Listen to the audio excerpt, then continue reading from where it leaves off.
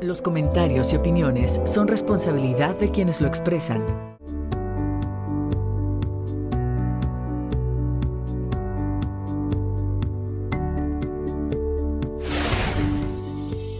¿Qué tanto duerme usted? ¿Se ha preguntado? ¿Duerme mucho? ¿Duerme poco? Hay ocasiones en que siente que le falta dormir. De esto vamos a platicar hoy aquí en 30 minutos. Acompáñame, por favor. Es muy importante porque, de hecho, los doctores lo recomiendan. El cuerpo, la mente necesita de recuperación, de desgaste diario, entonces pues, es muy importante. Yo sí considero que es muy importante descansar, dormir de 7 a 8 horas como lo recomiendan, pero sobre todo descansar como debe de ser, porque a veces acostarse no significa descansar. Mira, es muy importante dormir bien, pero definitivamente no duermo mucho. Normalmente me quedo trabajando hasta tarde y ¿qué será? Dormiré 5 horas cuando me va muy bien. Pero te acostumbras, entonces la verdad es que llevar como una vida sana y dormir poco no me ha afectado todavía. Aquí en 30 minutos le doy la bienvenida al doctor Fabio A. García García. Él es investigador del Laboratorio de Biología del Sueño de la Universidad Veracruzana. ¿Cómo estamos, Fabio? Bien, muchas gracias.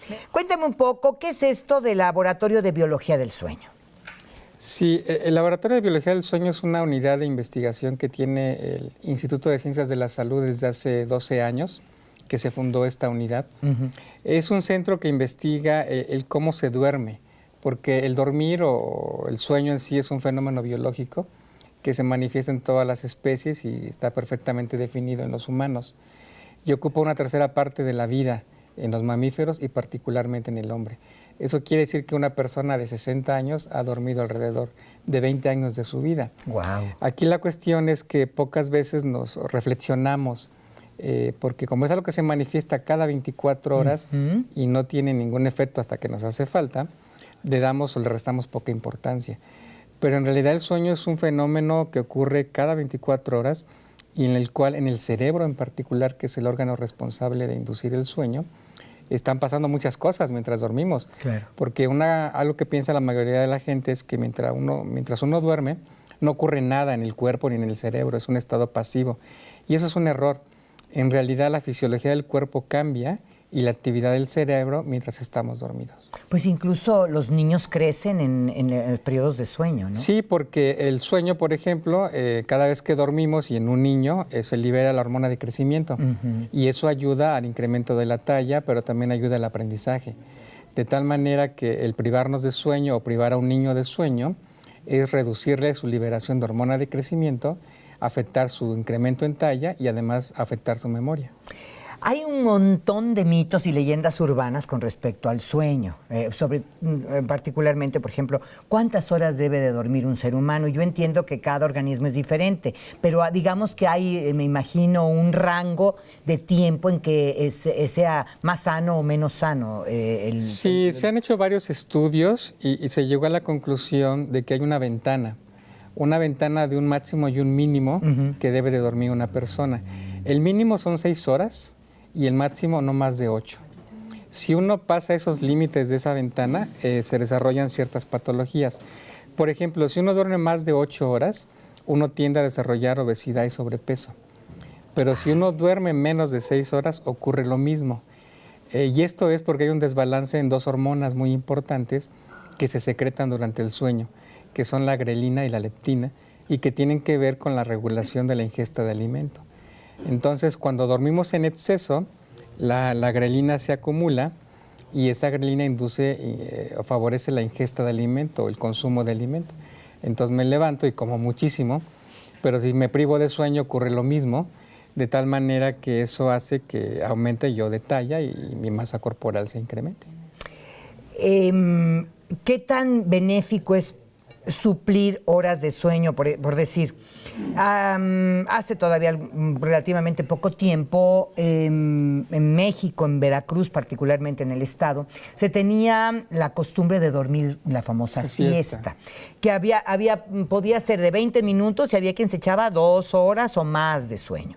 Y entonces, bueno, no se consideraba que fuera tan dramático el asunto de no dormir tanto en la noche. ¿Qué tan benéfico es suplir este sueño que no se tiene por la noche durante el día? ¿Es realmente restaurador? No, porque una siesta en términos de la medicina del sueño no debe durar más allá de 20 minutos, es lo idóneo. Porque si dura más de 20 minutos ya estamos hablando de que ya no fue una siesta. ¿Qué incluye la siesta? La siesta incluye una etapa del sueño que se llama sueño de ondas lentas, que es una etapa restaurativa para el cuerpo y para el cerebro. Y que con 20 minutos es suficiente para que la persona vuelva a estar reactiva a su siguiente periodo de vigilia o de despertar. Con una siesta que dura, por llamarlo así, más de 30 minutos, 1 hora, incluso 2, ya no es una siesta, es un periodo de rebote de sueño que la persona está teniendo como consecuencia de una falta de sueño restaurador durante la noche. Y ese sueño ya no es benéfico, en el sentido de que ya no está compensando el sueño perdido, porque el sueño perdido nunca se recupera. Cuando uno se priva de sueño por cualquier razón que sea, jamás recupera esas horas. Simplemente hay un rebote que trata de compensar de manera proporcional lo que uno no durmió, pero no el tiempo que uno dejó de dormir. Muy bien. ¿Cuáles son las etapas del sueño? El sueño tiene 2 etapas básicas que se llaman sueño de ondas lentas, que se caracteriza porque el cerebro produce una actividad eléctrica de espigas de alto voltaje, digamos, es un cerebro que tiene una actividad cerebral enlentecida, lo llamaría yo, por eso se llama etapa restaurativa, y una etapa que se llama de movimientos oculares rápidos, que se asocia a ese nombre porque se mueven los ojos o los globos oculares mientras estamos dormidos. Y se mueven los ojos porque estamos soñando. Es la etapa en la que se producen las ensoñaciones y por eso se llama sueño de movimientos oculares rápidos. En una noche tenemos de 4 a 5 ciclos que duran entre 90 a 120 minutos. Eso se traduce en que dormimos entre 7 a 8 horas a lo largo de una noche con 4 ciclos completos. Así que ese sueño va transitando cada 90 o 120 minutos a lo largo de 8 horas, que es el tiempo que duerme el humano por lo general en nuestra sociedad actual. ¿Por qué no se duerme? Bueno, ahí hay muchos factores. Si habláramos de la enfermedad número 1 en el mundo asociada al sueño, es el insomnio. Se ha estimado que existen en el mundo, o al menos en Estados Unidos, donde las estadísticas son muy, muy fuertes, más de 150 millones de personas que padecen insomnio. Ay, es muchísimo, ¿no? Sí, es una cantidad, es más de la población de nuestro país. Sí, caray. Que padecen insomnio. Es el problema número 1 en la medicina de sueño que afecta a la población. Por ejemplo, en Jalapa hicimos un estudio hace un par de años que incluyó medir la prevalencia e incidencia de insomnio en población abierta en la ciudad de Jalapa y encontramos que el 33% de la población tiene o ha padecido o padece insomnio. Y eso que no me tomaron en cuenta a mí. Y eso nos habla de lo grave que es la enfermedad, porque el insomnio es multifactorial su origen, de tal manera que el principal factor detonante del insomnio es la ansiedad. Y a ansiedad podemos atribuirle muchos factores. De tal manera que cuando un paciente padece insomnio es importante que no se medique, porque también hay que decirlo, en el mercado existen muchas sustancias para favorecer el sueño, pero tiene que ser el especialista o el médico de medicina del sueño quien haga una valoración integral de este paciente para saber, en la construcción de su historia clínica, cuáles son los factores que están afectando su sueño. Y ahí uno puede descubrir qué factor hay que modificar en algo que llamamos higiene de sueño, que son esos hábitos, por llamarlos así, que una persona tiene que tener para tener un sueño de calidad. Hay familias que todas se levantan tardísimo, por ejemplo, que duermen muchas horas, y hay familias que hacen justamente lo contrario, Claro. duermen muy poco, todo el mundo está despierto a las 5 de la mañana, por ejemplo, ¿no? ¿Se heredan estos hábitos o es genético o qué pasa? Sí, hay estudios que han mostrado que hay ciertos genes que manifiestan ciertos grupos de poblaciones que tiene cierta predisposición a manifestar algo que se llama en biología del sueño cronotipo, que es decir, hay cierto patrón de actividad y reposo asociado a la expresión de ciertos genes. Entonces los cronotipos varían si el cronotipo es diurno o nocturno, porque hay gente que es más activa de noche que de día y que no puede levantarse temprano, y gente que se levanta muy temprano y que ya a las 8 de la noche tiene sueño, ¿no? Entonces está el cronotipo, por ejemplo, alondra, ¿no? Que son los madrugadores, ¿no? Ay, yo soy de esas. Sí, y el búho, ¿no? Que es el que es activo en la noche, Que ¿no? los noctámbulos, ¿no? Sí, los noctámbulos, y que tiene que ver con la expresión de ciertos genes, ¿no? Entonces es un tipo de cronotipo asociado a ciertos genes que pueden caracterizar a un individuo o a una familia completa. Claro. Hay muchas patologías del sueño, es decir, por ejemplo, se me ocurre ahora pensar en las personas que llegan a algún lugar, se sientan y se duermen. Que es impactante verlas que se quedan dormidas en las más complicadas posiciones, en los lugares más increíbles y hasta roncan. Claro. Sí, actualmente se han descrito más de 100 enfermedades asociadas al sueño, tanto en exceso como en falta de sueño. Las más comunes, ya decía, es el insomnio. Otra muy común es el síndrome de piernas inquietas, que es este movimiento de las extremidades cuando uno está dormido y que impiden que el sujeto consolide un sueño reparador. Y el otro, que ahorita lo mencionaba, el ronquido. El ronquido es un problema de sueño, no es normal que ronquemos. En realidad el ronquido hay que atenderlo a una edad adecuada, porque si no se lleva al desarrollo de una patología mucho más seria, que se llama apnea de sueño, que es la obstrucción completa de la respiración mientras uno duerme, y eso tiene en consecuencia un daño a la ventilación adecuada del cerebro, es decir, produce una falta de oxígeno adecuado al cerebro y un esfuerzo cardíaco permanente.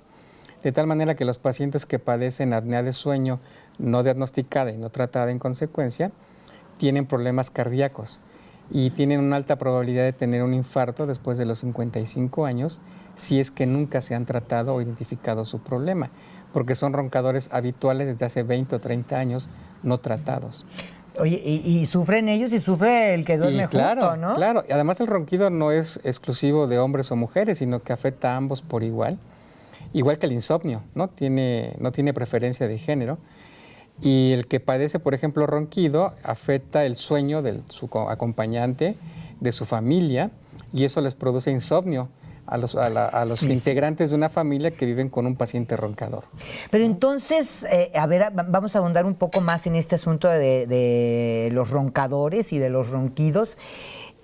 No es un problema de que el velo de paladar se caiga ni nada de esto, es un problema de sueño como tal. Tiene que ver con la fisiología de la vía respiratoria, ¿no? De que los músculos de la garganta, la lengua, obstruyan por la gravedad misma. Cuando dormimos, pues los músculos se vuelven atónicos, ¿no? Flácidos, y eso hace que se obstruya la vía aérea por esa gravedad simple de que cae el músculo. Pero si además sumamos de que la población, en su mayoría, los pacientes que roncan tienen sobrepeso, son obesos, tienen el cuello ancho, que además es una característica de la fisionomía de los mexicanos, y somos bajitos, ¿no? De cuello corto. Y esas características anatómicas más las fisiológicas favorecen que nuestra población tenga tendencia a roncar, ¿no?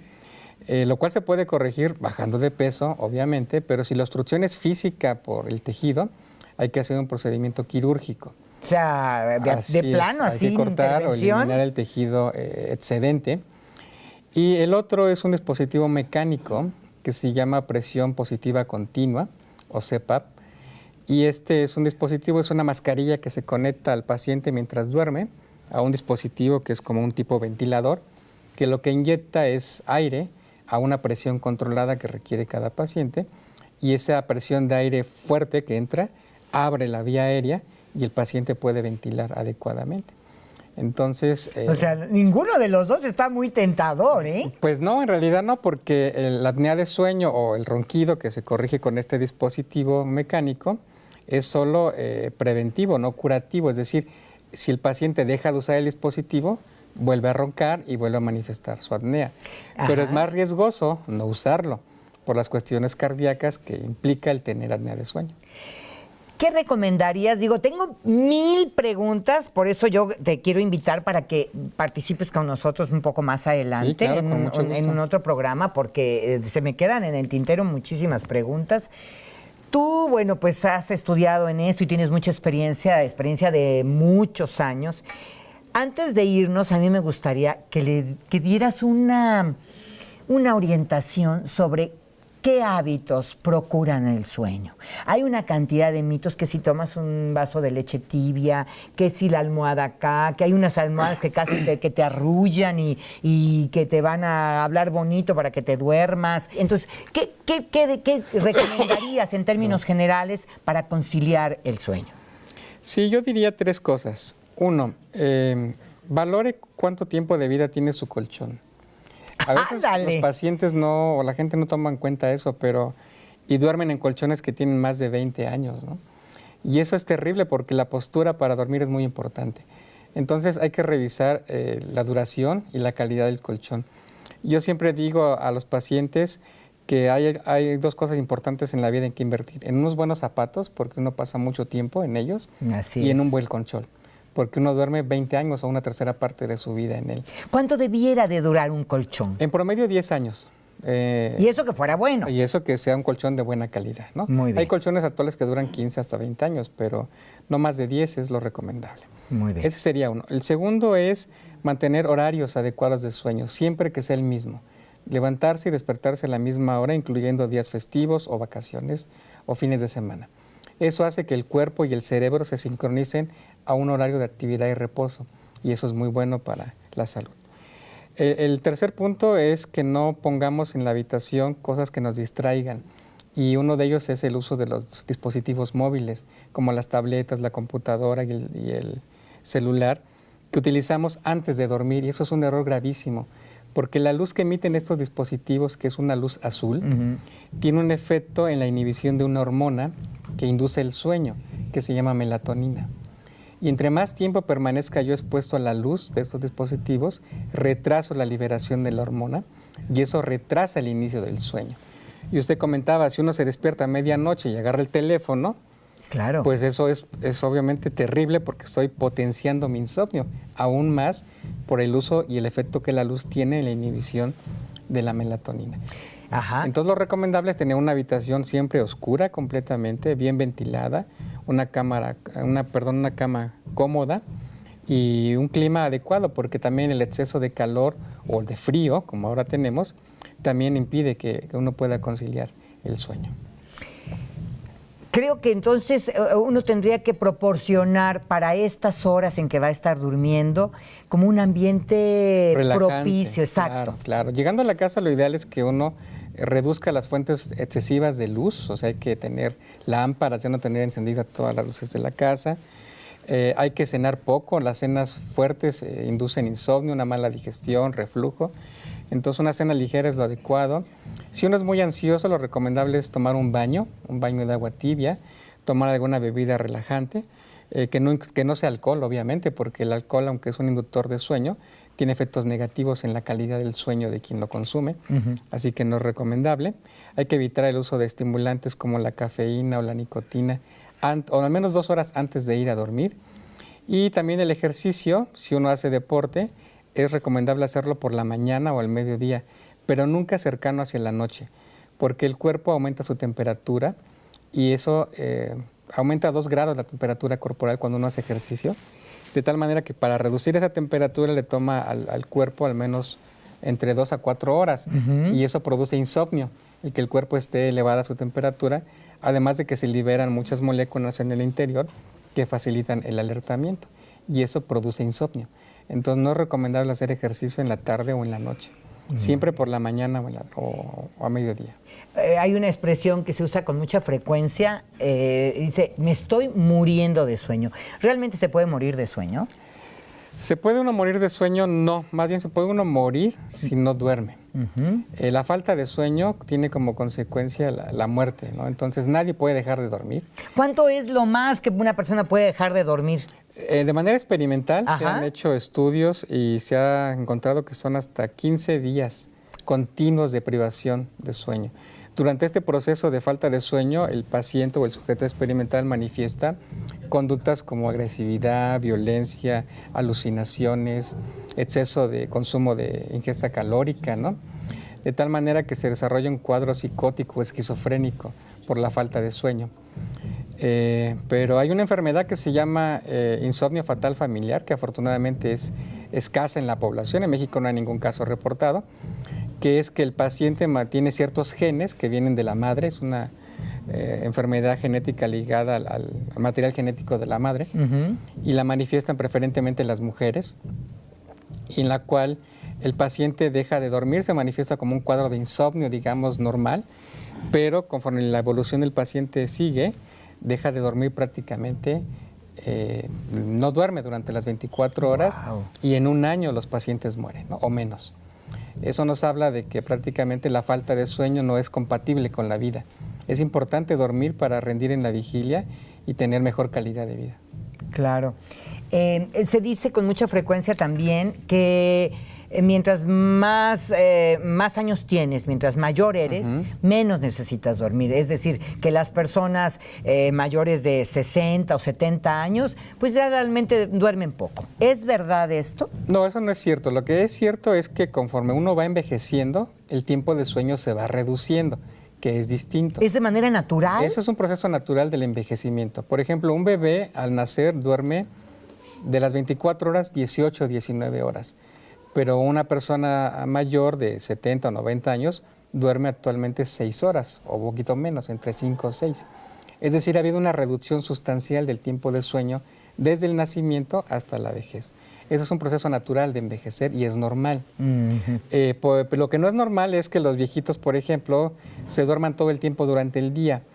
Claro. Eso habla de una mala higiene de sueño porque están quitándole el poquito sueño que tienen durante su noche porque lo están usando durante su día. Lo que deberían de hacer es guardar todo ese sueño de su día para la noche y tener sueños más largos durante la noche y no fragmentarlo durante el día. Me ha tocado ver personas que todo el día se están cabeceando, pero cuando se van a la cama dicen que no pueden conciliar dormir el sueño. ¿Qué hay con esto? La posición, el ambiente, que no pretenden dormirse, porque a veces cuando uno se empeña en dormirse es cuando menos se duerme. Sí, aquí puede haber dos razones. O son personas que tienen un problema que se llama hipersomnolencia diurna, que es esa necesidad imperante de dormirse todo el tiempo, que puede tener muchos factores de origen.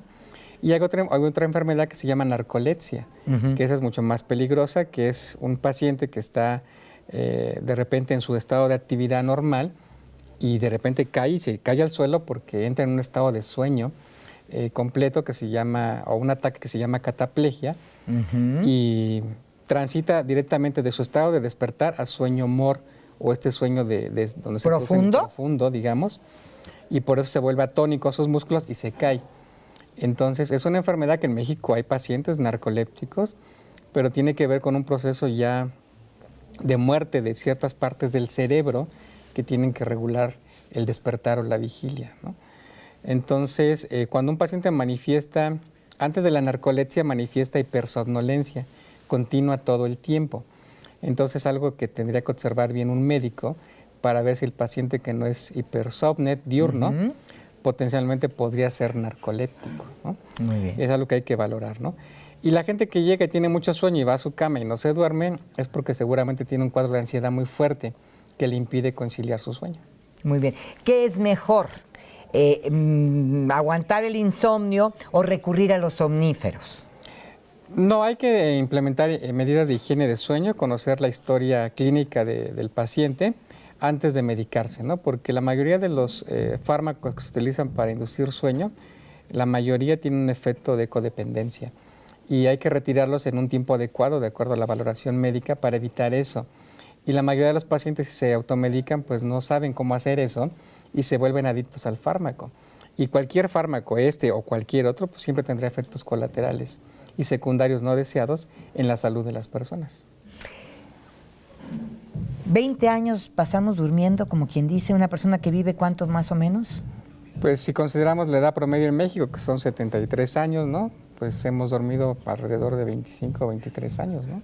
Fíjate que alguna vez, por alguna circunstancia, me quedé sin dormir toda la noche y se me hizo eterno el tiempo que uno pasa dormido. O sea, pensé en que era muchísimo el tiempo que dormimos. Y sin embargo, cuando duermes, parece que no es nada. Claro, porque la percepción es relativa, ¿no? En ese sentido, la percepción que el cerebro tiene acerca de cuánto hemos dormido, pues es, aunque el cerebro o el cuerpo sigue midiendo el tiempo, la manera subjetiva que lo percibimos, pues es eso, subjetivo. Entonces, se nos hace muy poquito, ¿no?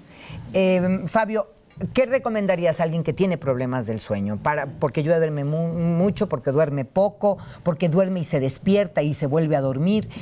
¿Qué le recomendarías? ¿A dónde ir? ¿Que trate quién? Bueno, en México hay varios centros especializados en el trastorno del sueño, en las enfermedades del sueño. Hay muchísimos, yo recomendaría uno que está en una institución pública, que es la Clínica de Trastornos del Sueño de la UNAM, ubicada en el Hospital General, en la Ciudad de México. Ahí pueden hacer una cita, comunicarse, la información seguramente está en la internet. Pero hay muchos otros centros privados y públicos que atienden a personas que padecen enfermedades del sueño. Aquí lo importante sería que siempre acudan con un médico que sepa de medicina de sueño. Muy bien. ¿Sí? Yo te quiero agradecer muchísimo, Fabio A. García, investigador del Laboratorio de Biología del Sueño, el haber estado aquí en el programa.